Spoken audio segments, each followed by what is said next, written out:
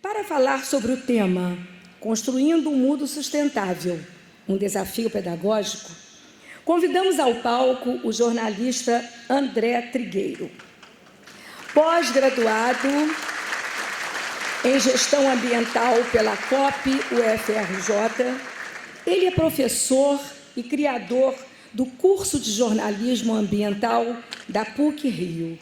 É editor-chefe do programa Cidades e Soluções, comentarista do Estúdio 1, ambos da Globo News, articulista do G1 e colunista da Rádio CBN, além de autor de vários livros. André Trigueiro. Pode falar. Bom dia a todos. Muito bem. Obrigado pelo convite, estar aqui novamente. É uma honra. Sou filho de pai e mãe professores, sou professor e espero que as informações que vamos compartilhar nessa manhã sejam de alguma forma úteis ao propósito desse encontro e ao trabalho de vocês. Não vou monopolizar a palavra, a gente vai ter o espaço para as perguntas. Do meu ponto de vista, é o momento mais divertido. E também não quero ficar refém do factual. Quando fui convidado meses atrás para estar aqui hoje, não poderia supor que hoje seria realmente um dia muito interessante, por força das circunstâncias e do noticiário, para falar de um tema que eu tenho a convicção de que as senhoras e os senhores já reconhecem o senso de urgência na abordagem disso a partir das escolas. Nós estamos falando, portanto, a minha presunção do convite que me foi feito, com toda a franqueza, é que boas escolas fundamentam os conhecimentos que compartilham na boa ciência. A ciência não explica tudo e a ciência não resume a função da escola, mas a ciência empresta sentido, significado e direção a boa parte daquilo que nós chamamos de conhecimento. E aí temos uma questão matricial, é o ponto de partida da nossa conversa. Opinião não é ciência. Achismo não é ciência. E os clientes de vocês nas escolas estão acessando avalanches de fake news. Então temos aqui um saudável duelo entre, vou chamar aqui por falta de uma expressão mais apropriada, o saber oficial, lastreado, como disse, em boas fontes de credibilidade científica, e esse arrastão virtual, compartilhando toda sorte de bobagens, e emprestando novamente prestígio a teses esdrúxulas como a do terraplanismo ou do negacionismo climático. É evidente que é sempre importante, a ciência não é detentora de uma verdade absoluta, haverá sempre quem queira demolir a tese prevalente. A dinâmica da ciência é essa. Não. Há outra explicação para o fato de, nos últimos 40 anos, 3 milhões de quilômetros quadrados de gelo perene do Ártico terem virado água. Há outra explicação para o último mês de julho, mês passado, ter sido o mais quente da história das medições. Ok, a porta está aberta. Agora, quando a gente fala de ciência climática, e a gente vai pesquisar as fontes que afirmam que experimentamos, sim, uma crise climática severa que tem a contribuição preciosa da humanidade, nós haveremos de descobrir que, pelo menos, 97% dos cientistas que publicam trabalhos em revistas ou jornais especializados que adotam o protocolo do peer review, de um conselho editorial da revista composta por cientistas que vão aferir se aquela tese foi descoberta a partir da correta aplicação da metodologia científica. Isso é muito sério. Isso é muito sério. Portanto, em tempos de desapreço pela ciência, de desprezo pelo conhecimento, nunca foi tão importante debater, na minha opinião. Eu sei que eu sou suspeito para falar isso, mas nunca foi tão importante debater entre instituições de ensino qual é a função social da ciência, para que serve o conhecimento e como é que se promove com graça, com criatividade, com empatia, a aventura do conhecimento. São muitos os desafios, todos eles solúveis. Meu cronômetro não disparou, eu vou falar a beça, hein? Aqui, ó. Nesse exato momento, no meio do Oceano Atlântico, singrando as águas salgadas do Atlântico, um veleiro transporta do continente europeu para a América do Norte uma menina de 16 anos. Essa menina, ela precisa estar no radar dos estabelecimentos das senhoras e dos senhores. Aqui vai uma sugestão. Porque essa moça, quando ainda tinha 15 aninhos no ano passado, já deve ter uns 10 ou 11 meses, ela iniciou um movimento solitário em frente à sede do governo da Suécia, com um cartazinho, fazendo greve pelo clima. O nome dela é Greta Thunberg, e ela, dali a alguns meses, começou a chamar a atenção de pessoas que começaram a propagar a foto dela ou a fala dela nas redes sociais, e começou a saga da Greta. O que é a saga da Greta? Essa menina vai ser assuntada pelos historiadores do futuro quando tentarem explicar por que apesar da boa ciência mostrar o aquecimento global, existiu o acordo do clima, o mundo encontrava-se numa estranha letargia, assim, meio parado numa areia movediça, sem fazer o que precisa ser feito. E essa menina, ela tem luz própria, e ela nos instiga, e eu sugiro essa reflexão, por que ela virou a maior ativista climática da atualidade? Minha tese, em primeiro lugar, é uma menina de 16 anos, sozinha, sem nenhuma ONG, governo, empresa lhe dando suporte. Temos aí algo que afere credibilidade ao que ela acha importante. E que ela tem Asperger, que é uma variação do autismo, que lhe confere uma característica singular, segundo os próprios pais. Primeiro, ela não gosta de multidão, ela não se sente bem no meio de muvuca. E ela, segundo os pais, é muito metódica no sentido de ter foco. O que está periférico não está no radar dela, ela está centrada, focada nos temas que lhe interessam. Ela se interessou por aquecimento global, ficou horrorizada com o que está ocorrendo. Se tranquilizou com o Acordo de Paris e entrou em crise quando descobriu que o Acordo de Paris não estaria sendo cumprido por vários países, inclusive o dela. E isso gerou uma crise emocional. Ela ficou desconcertada, ela sofreu muito e resolveu partir para o ataque. Falou, em vez de eu ficar sozinha, chorando, depressiva dentro de casa, eu vou fazer o que está ao meu alcance, que é o quê? Vou lá para o governo com o meu cartazinho. Creiam, os pais não gostaram dessa ideia, porque quando ela estava lá, ela não estava na escola, porque a ideia era você ter uma atitude que gerasse alguma reverberação. Na hora de folga não teria tanta importância. Ela está lá, não tem o que fazer, vai para lá. Não, ela tem o que fazer, ela tem aula na Suécia. Vamos combinar, faltar aula na Suécia não é algo trivial. Isso tem força, isso chamou a atenção do mundo, isso reverberou nas redes, isso inspirou movimentos, reunindo centenas de milhares de jovens que hoje, sexta-feira, chequem depois nas suas fontes, com credibilidade.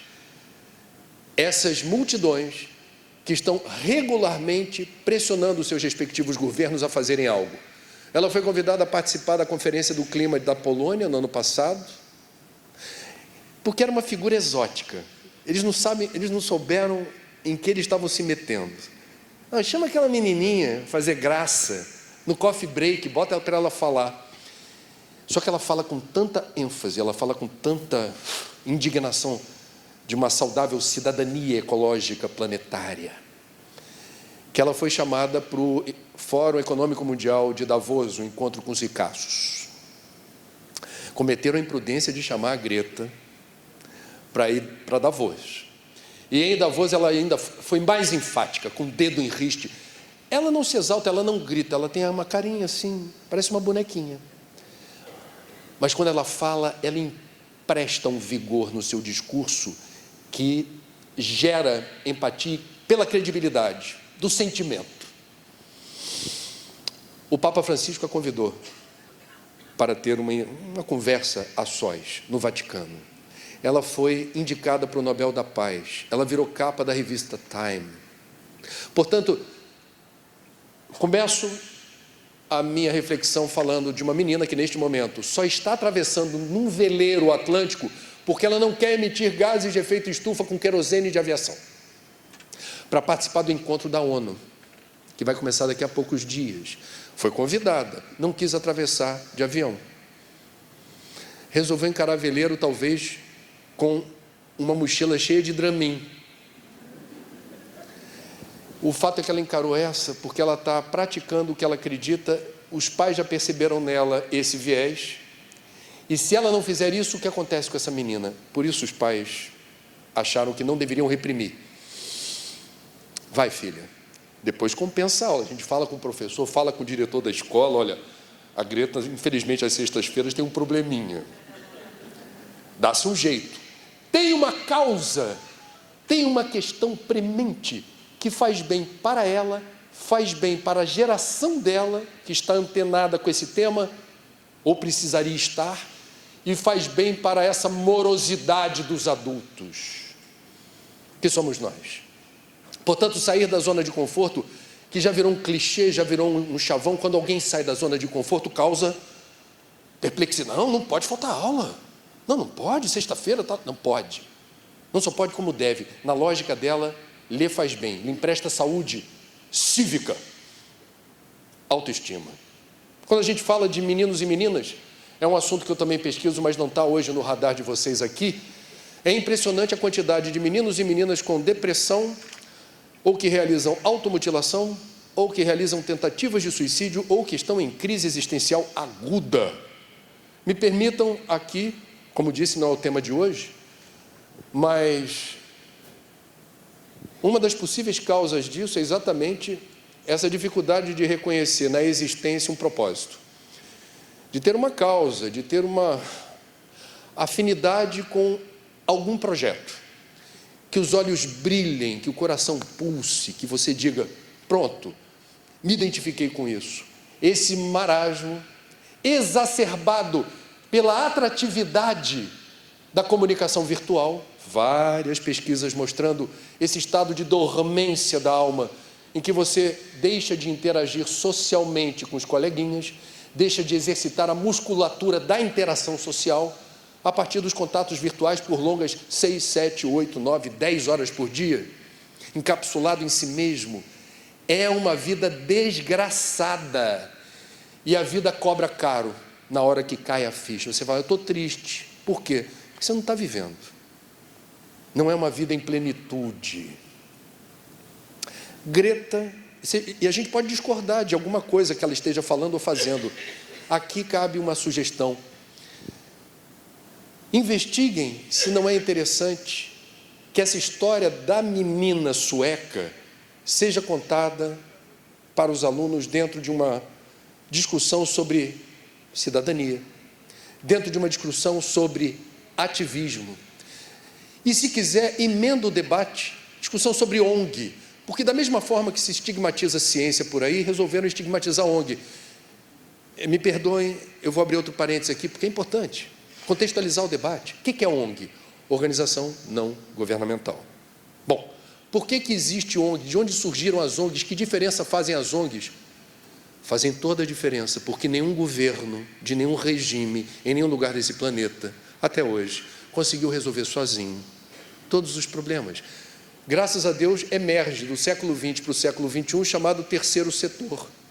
E o terceiro setor contribui com causas, organizações voluntárias, filantrópicas, ou organizações já profissionalizadas, porque tem demanda de trabalho, ligadas a apoio a crianças com síndrome de Down ou autismo, socorro de animais abandonados nas ruas, apoio emocional e prevenção do suicídio por telefone ou no computador. O que não falta é causa, que governos não dão conta, e não raro precisam recrutar no terceiro setor quadros técnicos com expertise para ajudar a lubrificar as engrenagens, por vezes atrofiadas ou enferrujadas, do setor público. Isso é muito comum, inclusive na área da educação. Então, alto lá. Desideologizar a ciência e o conhecimento é fundamental. E aí a gente vai estar amparado num debate saudável. Não tem esquerda, nem direita, nem centro. Tem bom senso, tem sensatez, tem lucidez. Proposta pedagógica em favor de um mundo melhor e mais justo? Ok. Proposta pedagógica em favor da saúde, da longevidade, do bem-estar? Ok. Se forem esses os propósitos, é inevitável falar de meio ambiente. A constatação é uma das questões consensuais, talvez raro objeto de consenso na ciência. Sim, o mundo experimenta uma crise ambiental sem precedentes na história. Sim, essa crise tem a nossa digital e o nosso DNA. Sim, essa crise é causada por nossos hábitos, comportamentos, estilos de vida e padrões de consumo. Nós somos parte do problema. E nós precisamos ser parte da solução. Não menospreze a capacidade que os clientes de vocês, chamado, entre aspas, a garotada miúda, já estarem descobrindo rotas interessantes para ressignificar cultura, porque a gente está falando de mudança de cultura. Hoje é o dia do hashtag. Olha que, não sei quem inventou isso. Hoje é o dia do hashtag. Na nossa faixa etária isso é uma bobagem. Pergunta para os seus clientes, se eles não sabem, está todo mundo lá, ó. Então eu vou adotar o hashtag de hoje. É hashtag outra coisa. Tudo junto, tá? Que outra coisa? Outro modelo pedagógico, outra educação, para a formação de outro cidadão que vai viver num outro mundo, que já está mudando, e que precisa ser um mundo melhor e mais justo. Então, quando a gente fala dessa garotada, o que ela já está fazendo e a gente se entusiasma ou fica perplexo, mas é na direção de outra coisa. O Globo News, 2 semanas atrás, divulgou uma pesquisa mostrando o desprestígio do automóvel como sonho de consumo dessa garotada no Brasil. Na Europa e nos Estados Unidos já existem pesquisas que vêm de longe, apontando o quê? O declínio do prestígio do automóvel, apesar de uma publicidade voraz. As melhores propagandas na televisão são de veículos automotores e que não vendem carro, vendem sonhos. Você vende carro metaforicamente junto com valores, descortine novos horizontes, avance, o mundo é seu. Aí você vai com aquele 4x4, desbravando horizontes. Quem compra automóvel compra esse sonho, é um projeto. Você se espelha no comercial, fala, eu quero poder, eu quero prestígio, eu quero um mundo. Muito bem, essa garotada está fazendo isso aqui, ó, para publicidade, dizendo assim, dá uma bicicleta aí, vou de patinete, skate, patins, aplicativo de transporte, eu me viro, eu não preciso ter.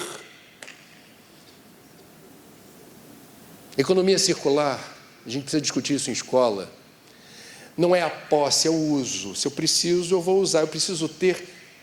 É uma discussão muito interessante e que alcança algo que boa parte das escolas ainda não toca nem remotamente.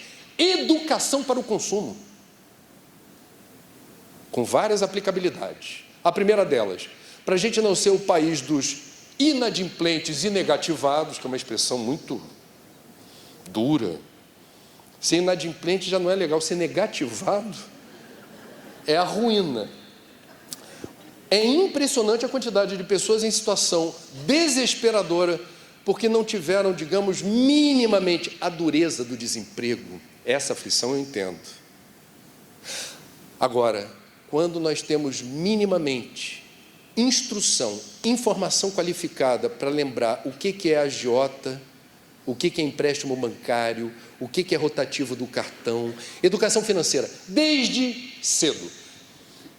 Use o que você tem, o que você não tem, repensa, não é o momento, dê o passo do tamanho da perna, isso é ser sustentável.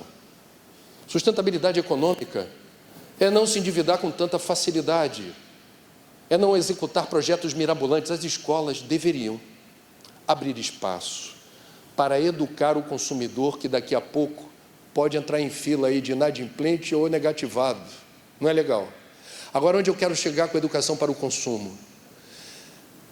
A sociedade de consumo exalta como valor civilizatório a felicidade como resultante da capacidade que você tem de acumular bens e posses.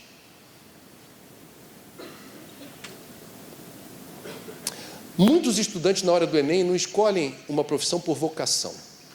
Escolhem porque pensam em ter dinheiro. E eu não estou criticando, eu estou observando. Ter dinheiro para quê? Para acumular bens e posses. E, por vezes, isso me parece grave, ostentar. No mundo onde há tanta miséria, pobreza e exclusão, ostentar é, do ponto de vista ético, algo deplorável. Então, vamos lá. Qual é o papel da escola quando eu estou falando de educar para o consumo? Não é só para não ficar inadimplente ou negativado com tanta facilidade. É para você entender o consumo como ato político.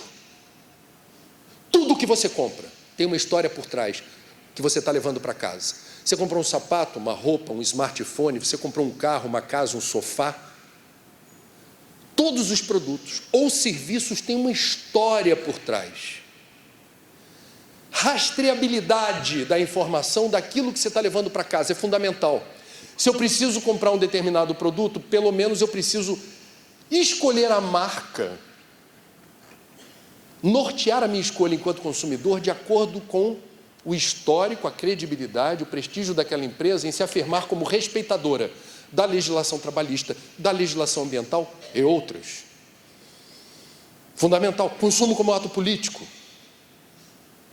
Outra, e isso eu aplico há 15 anos na PUC, com os universitários, e isso é tangibilizar o consumo consciente. É uma metodologia chamada Ecological Footprint. Medir a pegada ecológica. O que é pegada ecológica? Significa você responder a um questionário que vai fazer perguntas invasivas do tipo: anda de carro? Viaja de avião? Come carne ou não? Com que frequência? No seu apartamento mora sozinho ou mora com outras pessoas? Qual a área total do apartamento? Dependendo da calculadora, vai perguntar: sabe dizer qual o consumo de energia da sua casa por mês, mais ou menos? Entre outras várias questões. A tradução, o software programa as respostas e vai trazer a seguinte informação: para você ser quem você é, do jeito que você descreveu, precisa existir uma área do planeta que o cálculo expõe em hectares, apenas e tão somente para prover você do que você é. E por tabela o software também diz: se todos no mundo forem iguais a você, que é bonito isso, né? Se todos no mundo forem iguais a você. Só que não é propriamente interessante ver a resposta sem se preparar antes. Se todos no mundo forem iguais a você, serão necessários 2, 3, 5 planetas para suportar o seu estilo de vida. Portanto, em vez de a gente ficar com um discurso moralista, com uma retórica eco-chata, de dizer consuma menos, o planeta agradece, você empresta números a essa informação. Pegada ecológica, vai lá no oráculo, no Google, faça a pesquisa da calculadora que lhe interessa usar para debater em sala de aula o quanto cada um, porque o cálculo também diz no final, que área da tua vida você está demandando mais planeta? E sugestões para você reduzir essa pegada. Eu acho fantástico. Que geração é essa que está chegando? Para o horror ou surpresa dos pais, o que tem de adolescente ou criança por aí dizendo: eu não quero comer carne. Vocês sabem disso. Na minha casa, já há alguns anos, a menorzinha, falou assim: eu quero ser vegana. Aí eu fiquei na minha, olhando para ela, tentando decodificar. Eu nunca falei, nunca puxei esse assunto. Eu reduzi drasticamente o consumo de proteína animal lá em casa por várias razões, inclusive ambientais. Minha mulher não, do jeito dela. e foi minha mulher que imediatamente falou: de onde você tirou isso? É uma pergunta que para essa geração não faz o menor sentido você fazer essa pergunta. Porque o que não falta hoje é acesso a várias informações, como eu já falei, um arrastão de fake news ou informações qualificadas que, se você tiver a destreza de tentar buscar de boas fontes, você também vai acessar. O fato é que nós temos no Brasil, que é um país carnívoro, que cultua o churrasco como evento social, de interação, você vai carninha aí, é o país do rodízio, que é um ritual macabro. Na antiguidade tinham povos que faziam rodízio com outro nome. É uma coisa maluca, misturar tudo que é carne junta, e tem aqueles que gostam de carne de caça. Não, só como carne de caça. Daqueles animais licenciados pelo IBAMA. Quero comer aquele que ninguém mata, mas o IBAMA permitiu que esse fosse parar nesse restaurante. Tem carnívoro de A a Z. Num país com essas características, como explicar que tantas crianças ou adolescentes tenham a curiosidade ou o desejo manifesto de dizer: não quero comer carne? As escolas estão rastreando isso? Estamos discutindo alimentação na escola? Porque o papo sobre alimentação abre caminho para quê? É aquilo que eu falei, não tem almoço grátis. Por trás da carne tem uma história. Qual é a história da carne que o brasileiro consome? Porque essa conversa é boa. O maior vetor de desmatamento da Amazônia é a pecuária extensiva. E a carne no Brasil não é certificada ambientalmente, não tem selo verde. Portanto, me permitam dizer, e com todo respeito aos carnívoros presentes, a carne do churrasco que a gente come, existe uma gigantesca probabilidade dela ter cheiro de floresta queimada, ou digital de mão de obra infantil, ou equivalente à escravidão. Fonte: Ministério Público do Trabalho, que já cansou de fazer operações tentando verificar se há mão de obra equivalente à escravidão em certas atividades econômicas por aí. A atividade econômica onde mais se encontrou mão de obra equivalente à escravidão: pecuária. É uma carne indigesta. Agora, como é que uma fedelha de 14, 15 anos fala assim: eu não quero comer carne, e começa a falar isso que eu estou falando para vocês? Tem uma nova consciência. As escolas perceberam isso? Porque o mercado percebeu. Semana passada no Globo tivemos duelo de página inteira de empresas que estão fazendo propaganda de hambúrguer vegetal. Um frigorífico grande do Brasil dizendo assim: para você que não come carne, mas sente falta do hambúrguer, temos a solução. E vem lá o hambúrguer vegetal. Pode comer. Na outra página, uma outra empresa, isso num jornal de domingo, que é o que tem mais circulação, lado a lado, guerra de publicitário, adoro. Porque é uma forma interessante de você usar a comunicação na linha do marketing para cacifar o seu produto com inteligência, sem ofensa. É o duelo.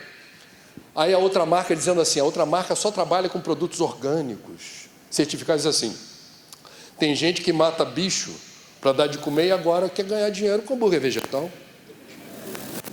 Nós não temos compromisso com isso. Não sei se vocês já comeram hambúrguer vegetal.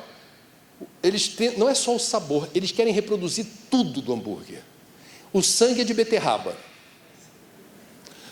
A textura, o cheiro e o sabor são objetivos dos tecnólogos que tentam satisfazer o apetite insaciável dos carnívoros que sentem culpa de comer boi. Esse mercado cresce exponencialmente. Mas cresce por quê? A emergência de uma nova atitude diante dos alimentos que a gente ingere. Para vocês, para nós, talvez essa não seja uma questão tão importante. Creiam, para essa garotada é. Crescentemente. Faz a diferença. Como passou a fazer diferença, e a gente está vendo na legislação, escola gera resíduo? Gera. Todos geramos. Viver, isso é a filosofia de Botequim. Viver significa gerar lixo. Até o final dos tempos. A gente não vai se sentir culpado de gerar resíduo. Eu, antes de chegar aqui, já gerei vários. Hoje. Estamos na manhã ainda. Casca de mamão, casca de banana, casca de ovo, tudo na minha conta. Mas eu não tenho a consciência culpada que o destino do meu resíduo é compostagem. A pergunta é, uma escola do século XXI pode gerar resíduo para levar para aterro? É uma pergunta boa. Por quê? Porque vocês estão desperdiçando, talvez, a oportunidade pedagógica de ensinar que lixo, e são os educadores ambientais que ensinam isso. O que é lixo? Que é um conceito impreciso. Lixo é aquilo que alguém considera sem utilidade ou serventia. O que é lixo para mim pode não ser para vocês e vice-versa. Não usem lixo. Usem o que diz a lei federal, a Política Nacional de Resíduo Sólido. Temos resíduo, que é o que tem utilidade e serventia, e temos rejeito. O que é rejeito? Fralda usada, papel higiênico usado, absorvente, e por aí vai. Reciclar? Não. Bota em terra, dá outro destino. E resto de comida que representa mais da metade dos resíduos do Brasil. E coloque aí poda de jardinagem ou qualquer matéria orgânica. A gente paga para enterrar. No Rio de Janeiro, 20 milhões de reais por mês de recursos municipais do nosso IPTU são consagrados à logística de coleta, transporte, com caminhão queimando diesel e destinação final a quase 100 quilômetros de distância do Rio em Seropédica, de aproximadamente 9.000 toneladas de resíduos por dia. Engenheiro da área de resíduo do século XXI, que achar que solução para resíduo é abrir buraco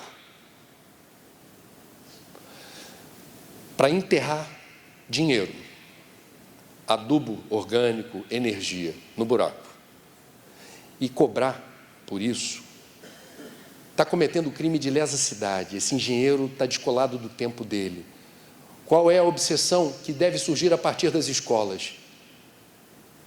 Vocês conhecem, eu não estou falando nenhuma novidade. Reduzir resíduo e rejeito, reutilizar o que for possível, reciclar em última instância, mas não descarta resíduo. Lixo zero é uma expressão que eu sugiro que vocês se informem, porque está ganhando escala no mundo.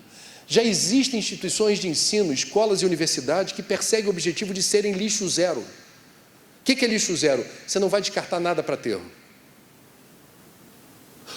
Papel, papelão, vidro, plásticos e metais não são lixo. São recicláveis. Não existe catador de lixo, é ofensa. O catador não perde tempo com lixo. Ele garimpa o que tem valor de mercado naquilo que nós, displicentemente, de forma invigilante, descartamos por aí. O que as escolas estão fazendo para promover esse olhar que tem cara de século XXI? Porque o aprendizado tem que ser sensorial. Essa história de falar, o professor vai com data show, fala assim, gente, ó, isso aqui é resíduo, isso aqui é rejeito, próximo. Agora isso daqui é o aterro. O aterro a gente acondiciona com segurança, sem vetores que transmitem doenças, sem catadores que também se expõem a riscos, e podemos aproveitar, como eu mostrei essa semana no telejornal, o gás do lixo para produzir energia elétrica, etc, etc. Sensorializar, tangibilizar o conhecimento. O meio ambiente nos convida para essa aula, não vou dizer não convencional, fora de sala. Fora de sala. Graças a Deus, na PUC, onde eu sou professor, nós temos um campus muito atraente, do ponto de vista dos elementos sensoriais, para aquilo que a gente estuda em sala de aula. Temos sempre a oportunidade de promover visitas extra-sala. É um dia consagrado à aula fora de sala. E, por vezes, vocês locam um ônibus e tem uma visita guiada a algum lugar. Creio que ainda acontece isso. São dias inesquecíveis para os alunos. Por quê? Para eles é o dia da farra. Não convença, opa, hoje nem precisa usar uniforme. De repente nem precisa. É um dia inesquecível. Agora, para esse dia não ser apenas inesquecível, ser um dia pedagogicamente fundamental para abrir caminho para a hashtag outra coisa na cabeça dessa garotada, escolha bem o destino. Escolha bem, escolha a dedo.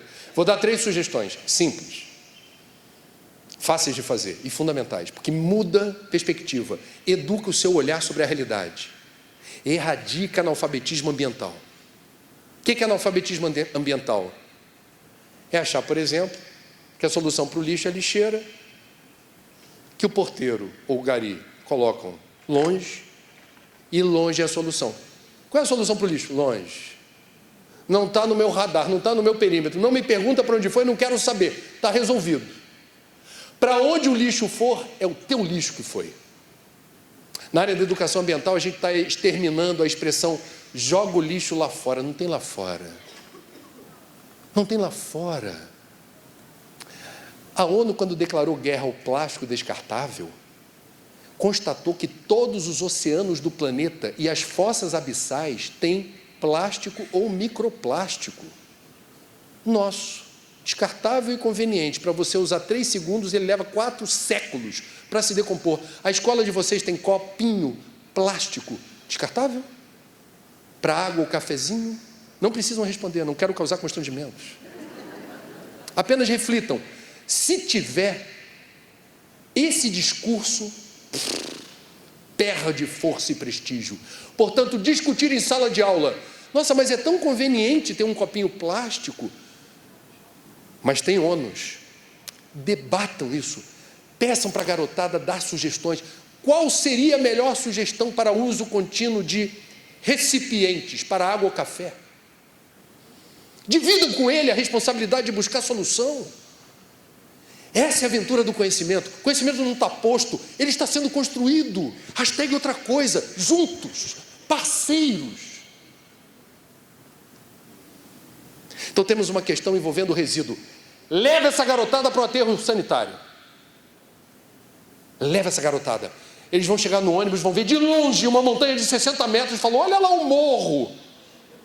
Aí você vai dizer, é morro de lixo, coberto de argila, material de recobrimento. Eles vão descer do ônibus, os alunos da PUC que eu levava, agora não dá mais tempo, nem fim de semana, para visitar aterro, eles saíam do ônibus, pareciam que estavam assim, saindo de uma espaçonave num planeta hostil. Ai, professor, que cheiro. Eles nunca foram ao lixão. Eu levei no aterro sanitário. Sim, tem um odor um pouco mais forte, mas sob controle. Tem as lagoas negras de churume, lindas, mas impactantes, porque aquilo é a decomposição da matéria orgânica, é o líquidozinho resultante disso. Quando a gente foi no aterro de Nova Iguaçu, já tem uns anos, com o pessoal da PUC, eu pedi para o rapaz, porque eles coletam o gás todo do aterro para queimá-lo, produzindo energia elétrica. Mas eu queria tangibilizar. Eles estão pisando na montanha de lixo, eles estão vendo a lagoa de churume, eles estão sentindo o cheiro, agora tem que tocar no gás. Aí eu pedi para ele, parece panela de pressão. Psss. Aí eu falei, dá para dar uma desenroscada aqui para a gente fazer fila? Eu quero que a garotada tenha um contato virtual com o escapamento do gás metano. Fizeram fila e tinha o povo assim, né? Mas tem que tocar nisso? Eu preciso tocar? Eu falei, não vai doer, mas é uma experiência que eu quero que vocês tenham. O gás saía na pressão, é muito lixo se decompondo ali, é quente, é resultante da bactéria lá, da fermentação, e tem o seu cheirinho desagradável. Aí tinha o povo que voltou no ônibus, não passou ainda está, tudo bem. O que eu estou querendo dizer? Essa garotada, se lembra do estranhamente, divertidamente? Que tinha um personagem que era o nojinho. Quando você leva para o aterro sanitário, o nojinho aparece. Alerta vermelho. Ele é muito bem-vindo, o nojinho. Porque em sala de aula a gente tem que falar que nenhuma civilização merece ser chamada assim. Aliás, o conceito de civilização surge a partir de uma demanda do agrupamento humano de enterrar seus mortos e de dar alguma solução, ainda que naquela época seja colocar longe excrementos, lixo. O conceito de civilização nasce de uma ética na gestão de excrementos, cadáveres e resíduos. Toca no gás, olha a Lagoa de Churume, veja para onde vai o teu lixo que não desaparece. Outra visita que eu sugiro, e creiam, vai ser muito proveitosa, estação de tratamento de água, porque a garotada acha que a água limpinha é uma dádiva da natureza. No Rio de Janeiro tem água limpa. Não, não tem, filho. Mas a água da minha torneira é limpa. Desculpa informar que essa água veio do Rio Guandu, que é um braço do Paraíba do Sul, numa água que eu já cansei de fazer matéria, fedorenta, barrenta, fétida, que recebe esgoto doméstico e esgoto industrial. Essa água é péssima. Tecnicamente, a gente já toma água tratada de esgoto, como outros países já fazem. Eu não tenho nenhum preconceito de beber, já bebi. A água tratada de esgoto. E todo dia bebo quando uso a água da SEDAI. A SEDAI bombardeia com produtos químicos pesados, cloro, algicida, sulfato de alumínio, para promover o milagre da transformação da água, de água fétida em água potável, livre de patogênicos. E essa água custa caro, não só pelo minério que você tem que bombardear para depurar aquela água, mas para ela chegar pressurizada na torneira, no chuveiro, ou na mangueira, ou na descarga, você precisa de energia. No Brasil é caríssimo a energia, vocês sabem. Vem bandeira amarela ou vem bandeira vermelha, você dá e fala, meu Deus, porque é a maior cliente da Light. Então, para você pressurizar a rede, você precisa pagar energia, e essa água é nobre, essa água é cara. Essa garotada que são os seus clientes, não pode achar normal lavar carro com mangueira. Quando o pai quer pegar ducha grátis no posto de gasolina, o aluno de vocês tem que chegar para o pai e falar, ô pai, você vai lavar o carro com água nobre, potável, que custa caro? Porque vocês vão... Bom, qual é o propósito, qual é o objetivo? É que os alunos infernizem a vida dos pais. Desculpa, eu tenho que falar direto. E aí eu vou lembrar da Cláudia Costin, que quando foi secretária municipal de educação no Rio de Janeiro, eu fui questioná-la na secretaria dizendo, secretária, o Rio de Janeiro tem muito lixo no chão. A educação para não jogar lixo no chão começa na escola. O que as escolas municipais do Rio de Janeiro estão fazendo? E ela me surpreendeu mostrando uma profusão de apostilas, de orientação para o corpo docente.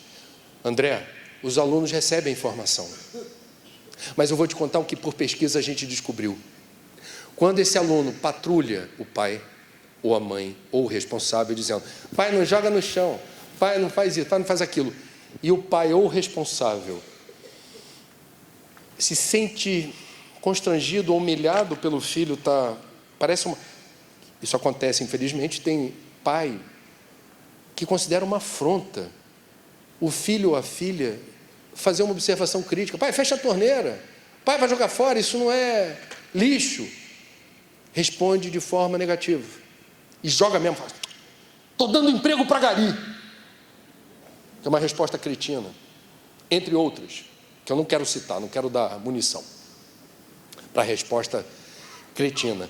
E a Cláudia Costin disse, quando isso acontece, todo esforço pedagógico para a gente instruir e demonstrar a efetividade, a pertinência, o alcance desse gesto, em boa parte dos casos se dilui pelo mau exemplo do pai ou responsável.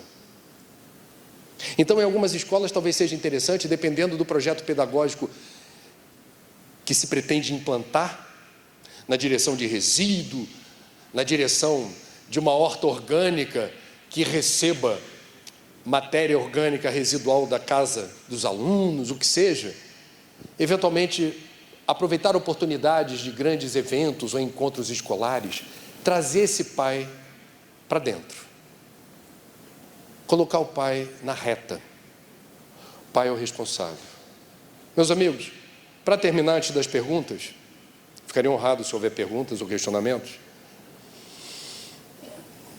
Tem gente que diz que o mundo está perdido, que o Brasil está perdido, estamos no caos, não há solução. Tem um pessoal, e quando é gente na área da educação que diz isso, é um desastre. Eu só vou lembrar de 3 rotas civilizatórias que já estão pavimentadas, apontando para 2030, porque é bom vocês saberem, se já não sabem, eu vou reforçar essa informação. Temos 3 rotas já estabelecidas que a humanidade deveria prestar atenção para 2030. A primeira delas, acertada junto com a ONU por unanimidade. E isso é uma matéria-prima fantástica para ser trabalhada em sala de aula. Os 17 Objetivos do Desenvolvimento Sustentável. Isso está inspirando governos em diferentes níveis de poder, empresas como IBM, Petrobras, TV Globo, todas, elas estão posicionadas no tabuleiro porque é uma responsabilidade acertada por consenso a partir da ONU, em lugar das 8 metas do milênio, que vocês se lembram. Nós temos agora os 17 ODS. Informem-se sobre o que é isso, discutam em sala de aula, peçam trabalhos para a garotada, escolha uma das ODS e disserte, explique por que você acha isso importante, ou por que você não acha isso importante. Aborde esse tema, traga esse tema para o radar da garotada. Em 2030, essa garotada já será adulta, em boa parte dos casos. É melhor chegar adulto conhecendo o que é ODS. Quem avisa, amigo é. Segunda rota, que já foi traçada e está na ordem do dia. Acordo do Clima de Paris. Tradução: todos precisamos entender o que significa e praticar economia de baixo carbono. Economia que gera emprego e renda, produz riqueza, sem agravar emissões de CO2. Substituir petróleo, carvão e gás por outras fontes de energia, não fósseis.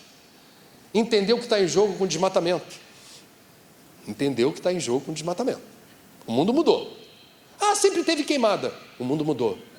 Mas desde que o Brasil foi inventado, botam fogo em floresta. O mundo mudou. Desculpa. A fila anda. A compreensão se eleva. O nível de consciência se expande. Mais uma vez, o mundo mudou. O mundo mudou.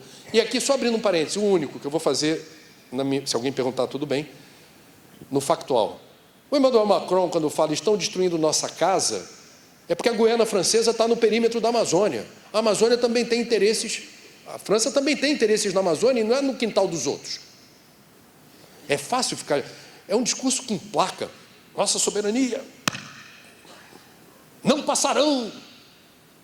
Gente, baixa a bola. Do que estamos falando? Desmatamento. Qual é a relação custo-benefício de depredar a floresta com essa voracidade? Aonde tem mais destruição da floresta na Amazônia, os municípios mantiveram inalterados o IDH. Quem disse que desmatamento gera prosperidade? Só agrava a nossa situação, é capital natural do nosso país. Vou fechar parênteses. Terceira e última rota, que eu considero importante também. Não tem a ver com a ONU, mas tem a ver com um líder religioso que também é estadista. Algumas escolas aqui são religiosas, e eu peço atenção, principalmente de vocês. Nós temos uma liderança chamada Papa Francisco. É o primeiro Papa Francisco da história, minha conversa começa por aí, porque na Capela Sistina, na hora de eleger um Papa, diz a tradição católica, os cardeais são ungidos pelo Espírito Santo, que vai inspirar a eleição do novo chefe da igreja. É o que a tradição católica preconiza como o que acontece. Quis o destino, quis o Espírito Santo, que na última eleição um argentino fosse escolhido, o cardeal Bergoglio. Levou um susto, já colocaram nele a indumentária papal, ele está saindo da Capela Sistina para cumprimentar o povo na Praça de São Pedro e tem que escolher um nome. Agora, é um nome pessoa jurídica. Ele já tem nome, o cardeal. E aí é interessante a gente lembrar, isso aconteceu. Ao abrir a porta da Capela Sistina para falar com a multidão, o cardeal brasileiro chegou e falou: não se esqueça dos pobres. Foi a contribuição do Brasil. E esse Papa escolhe Francisco. Vamos lá.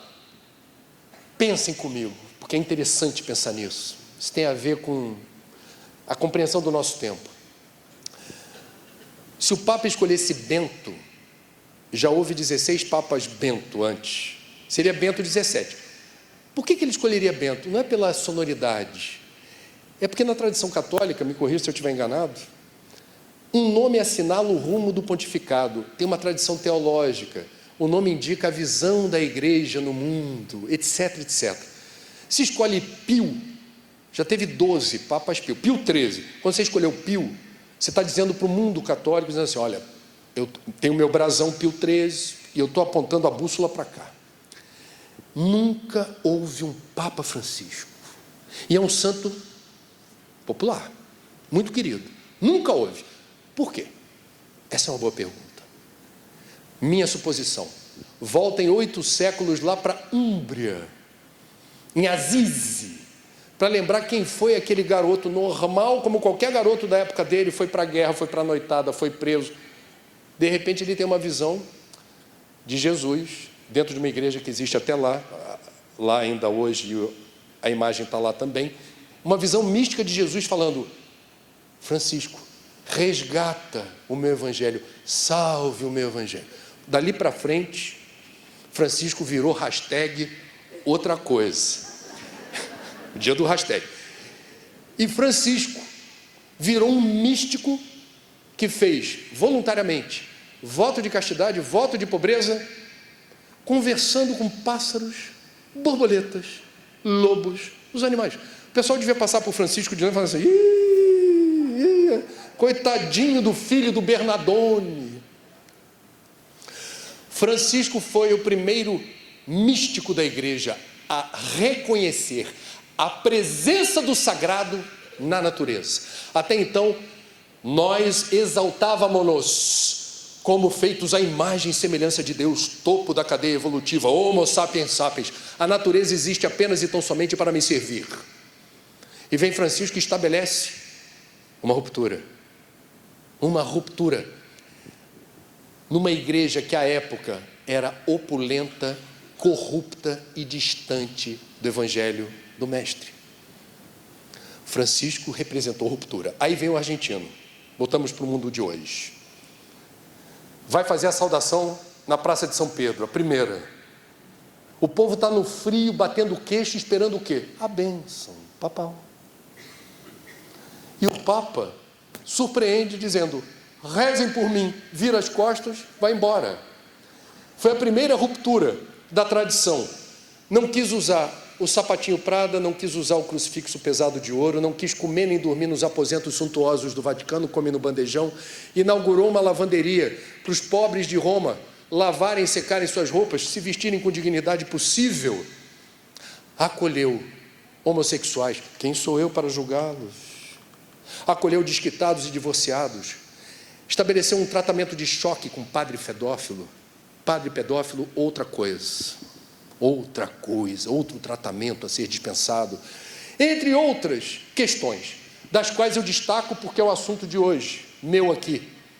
Primeira encíclica da história da igreja, que aborda explicitamente a necessidade imperiosa do mundo mudar sua cultura, seus valores, sua ética civilizatória na direção da sustentabilidade. Laudato Si, nome da encíclica, significa literalmente, do italiano, louvado seja, extraído do Cântico das Criaturas. Para quem não leu a encíclica, e eu sugiro que trabalhem em encíclica, em sala de aula. Mas a minha escola não é religiosa. Eu não sou católico e trabalho isso na escola vorazmente. Na universidade, que é religiosa, mas eu não precisava dar essa disciplina. E eu dou uma aula inteira sobre Laudato Si, peço o trabalho. Qual é o sentido da Laudato Si? Vou dar spoiler aqui. Há um só tempo, segundo o Papa Francisco, o modelo de desenvolvimento, que é o objeto da crítica dele, não promove, como deveria, com a celeridade necessária, o fim da miséria, da exclusão social e da pobreza. É o mesmo modelo, que depreda, destrói e devasta os recursos naturais fundamentais à vida. Portanto, a conclusão qual é? Esse modelo não nos interessa. Os vaticanistas dizem que é a encíclica mais fortemente impregnada de ciência, por isso eu a utilizo. E por isso eu sugiro que vocês leiam e procurem extrair dali preciosas lições, inspirações, para saber como se deve resolver no dia a dia de uma escola a abordagem ética do tema da sustentabilidade, porque o que a gente chama de crise ambiental é uma crise ética. Essa crise só ocorre por conta dos nossos hábitos, nossos comportamentos, nosso estilo de vida, nosso padrão de consumo. Ter uma escola particular no Brasil significa o quê? Ter uma instituição de ensino no único país do mundo com o nome de árvore. No país do mundo que detém o maior estoque de água doce, superficial de rio ou presente no aquífero Guarani e Amazônico. Significa ter uma escola no país do mundo que tem a maior floresta tropical úmida do planeta. Significa ter uma escola no país que tem a maior quantidade de área fértil, solo fértil, pronto para o plantio, sem precisar destruir uma árvore sequer. Significa ter uma escola no país que concentra a maior parte das espécies vivas do reino vegetal ou animal já catalogadas pela ciência. Aproximadamente 15% de todas as espécies conhecidas, e sem entrar no território microscópico, que aí é uma surra. É ter uma escola no país que tem espécies que só ocorrem em certos biomas, tem seres vivos que só existem na Amazônia, ou na Caatinga, ou no Cerrado, ou no Pantanal, ou na Mata Atlântica, ou no Pampa Gaúcho. Se o Brasil quiser ser líder de alguma coisa no século XXI, não será no setor automobilístico, perdemos essa, não será no setor de inteligência artificial, mundo digital, essa está longe. A única chance da gente ser líder mundial, potência no mundo, é ser uma liderança na área da sustentabilidade, na gestão inteligente dos recursos naturais não renováveis fundamentais à vida. E isso passa por uma escola que preste atenção nos conteúdos pedagógicos que está inspirando, instigando, informando, instruindo seus alunos. Portanto, se fosse para resumir numa expressão, o que eu sugiro que vocês meditem, reflitam sobre os desafios que estão colocados para o Brasil seguir o seu destino. Na execução do hino nacional, 90% do vídeo mostrou o que na tela? Natureza exuberante. Portanto, a gente precisa trazer o significado e a importância dessa natureza para a sala de aula. Hashtag outra coisa. Obrigado.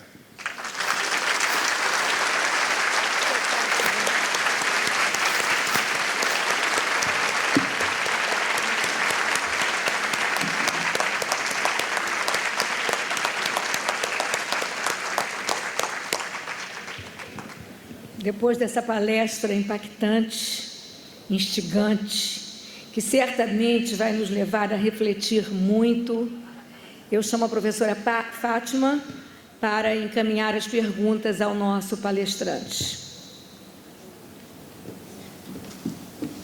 Eu tenho um crédito ali de 3 minutos, você pode ouvir.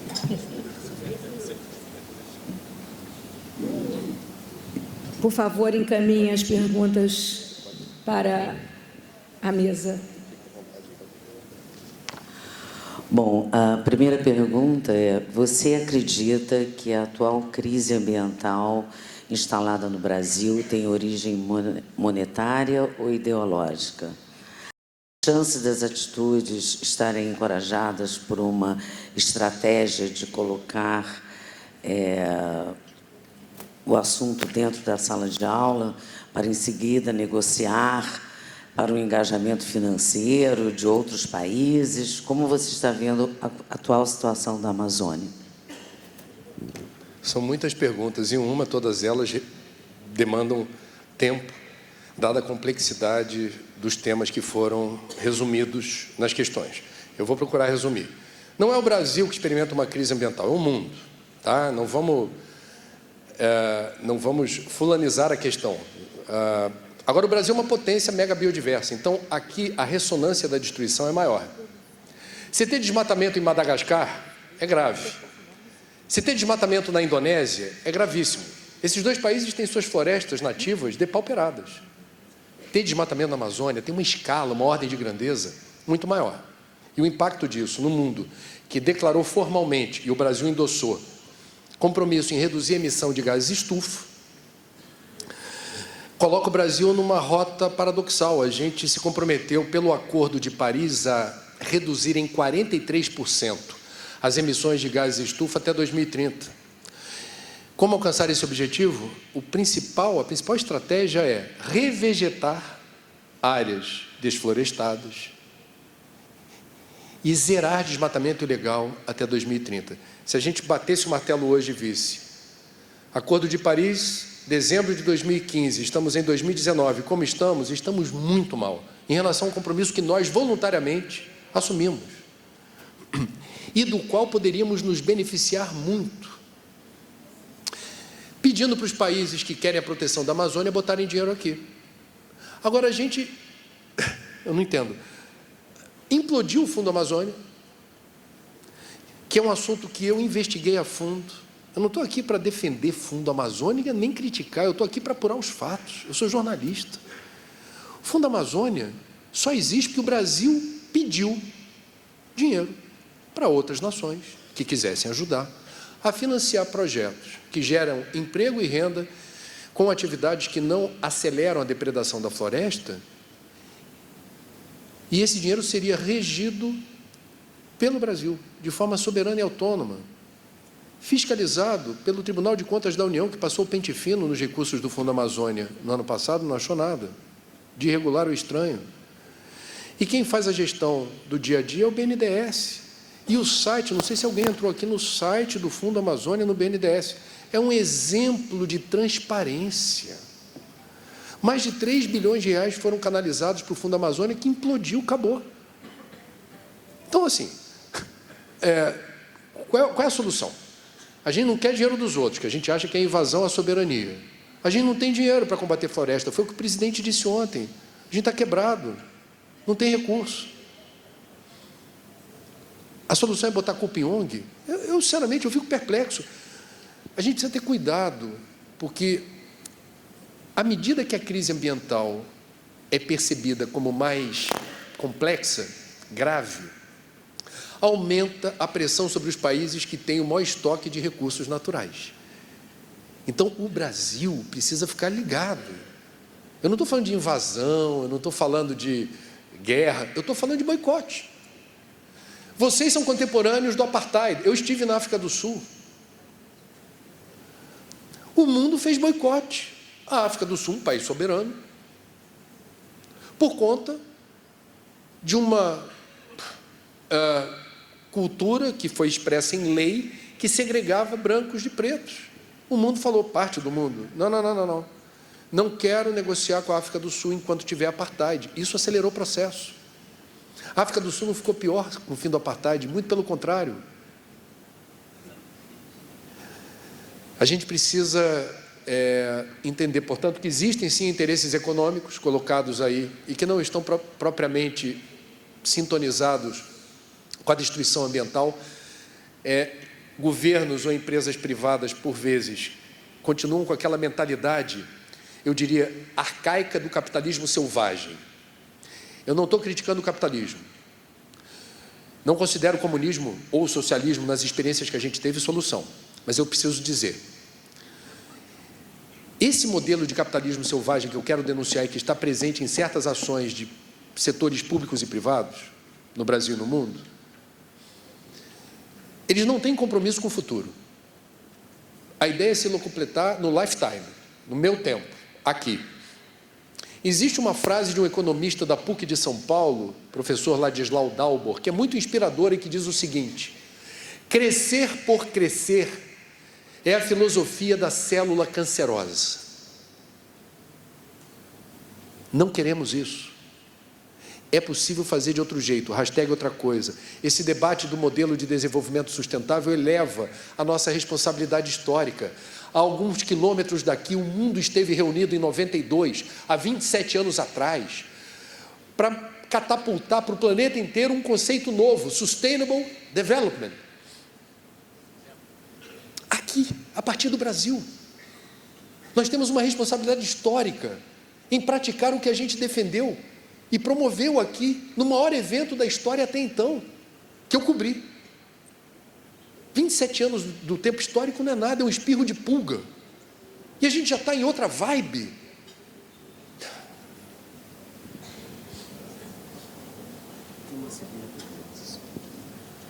Bom, só temos mais uma pergunta, ainda dentro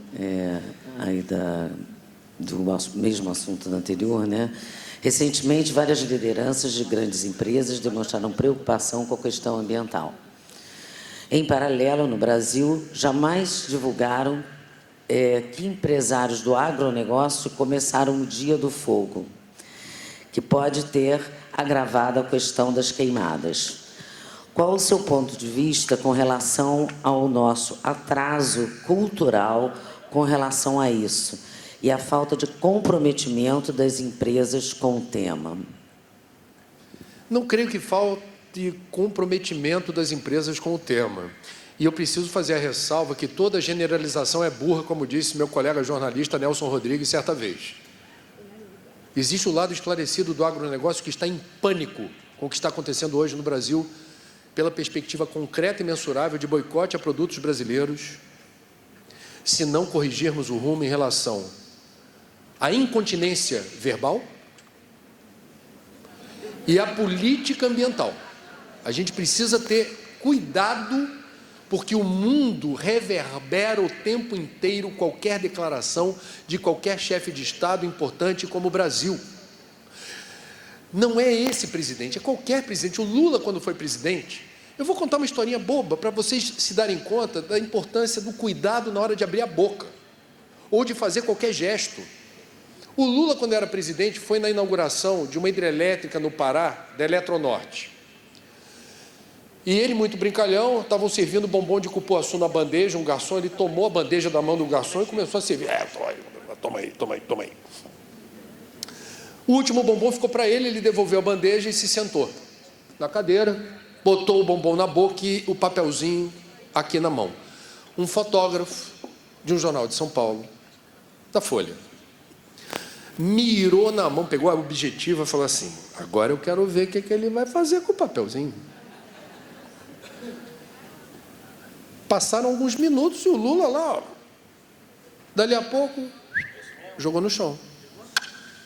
Primeira foto, primeira página no dia seguinte. Teve uma repercussão enorme. Por quê? Quem é presidente da República é um símbolo da pátria. Como o Papa Francisco não é o cardeal Bergoglio, o presidente Bolsonaro não é o candidato do PSL, é o presidente de todos os brasileiros. Então, na hora que você faz uso da palavra em respeito à liturgia do cargo, em respeito à nação que você representa, tudo o que você fala, tudo o que você faz, não é você que está falando, é o Brasil. Isso é simples, eu sei, vocês entendem. Bom, então, mais uma vez, para a gente ser objetivo,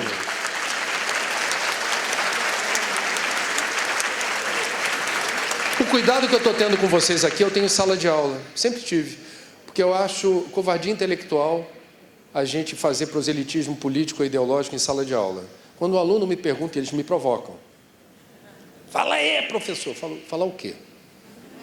E se eles me provocam, eu tento fazer uma dissertação, é doloroso, procurando ver os diferentes aspectos do problema, que é algo que no jornalismo a gente também precisa ter a honestidade intelectual de não usar eufemismo para reportar certas coisas. O que é grave, o que é desastroso, o que é catastrófico, não é para ficar usando meia palavra. Eu gostaria de encerrar fazendo aqui muito rapidamente uma sugestão para vocês, no seguinte sentido, porque é a última questão, né? Nós temos o politicamente correto, que vocês conhecem a expressão. As pessoas não fazem por convicção, fazem por conveniência, declarações, aparecem em público, com anel de casado, a mulher do lado, à noite pula a cerca, faz o politicamente correto é estampa, ok? Vocês sabem. Nós também temos o ecologicamente correto. Então, algumas instituições de ensino, eu não quero citar nomes, eu conheço alguns casos, infelizmente, tem essa preocupação em relação à questão ambiental, que é superficial, né? Você coloca lá no site da escola e você diz assim: aqui nós temos papel reciclado, aqui nós reciclamos o lixo, aqui nós não sei o quê.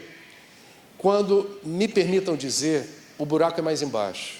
Como eu tentei explicar de forma imperfeita, e me desculpem as limitações minhas, para tentar mostrar que o que a gente está falando aqui é de mudança de cultura. É mudança de cultura. Nós temos uma obrigação moral com as crianças e os adolescentes. Em tempos históricos, é um momento da história que a educação tem muito a contribuir para a gente evitar o risco de um colapso, do esgarçamento, assim, nas relações interpessoais e no mundo que a gente quer que seja um mundo de paz. Eu não queria me repetir, porque da última vez que eu fui convidado para participar do evento de vocês, eu reportei por que não é possível imaginar um mundo de paz onde haja crise ambiental. São vários os exemplos que da última vez que nos reunimos, eu mencionei, dei nomes, dei sugestões de pesquisa, para mostrar que onde há falta d'água, onde há solo fértil que fica desertificado, estéril, aonde o ar, como a gente está vendo hoje no Brasil, se torna irrespirável. Eu estive na China e vi isso na China também. Isso gera instabilidade política e social. A ONU criou uma nova designação de refugiado. São os refugiados ambientais. Pesquisem isso. Eles estimam em 70 milhões hoje de seres humanos que foram obrigados a mudar de lugar, porque não havia condições de habitabilidade, não havia condições de subsistência aonde eles estavam. Isso gera instabilidade na geopolítica internacional. Essa é a razão pela qual o Papa não se omitiu na hora de produzir uma encíclica para o mundo, denunciando riscos à paz. Essa é a razão pela qual o Pentágono, que é o braço militar da Casa Branca, uma vez por ano, produz um relatório que procura atualizar informações sobre instabilidade em certos países, agravada a instabilidade pelo aquecimento global. Os países ilha do Pacífico estão submergindo. Países como Bangladesh, densamente povoados, têm uma topografia baixa, sem muitos morros, montanhas.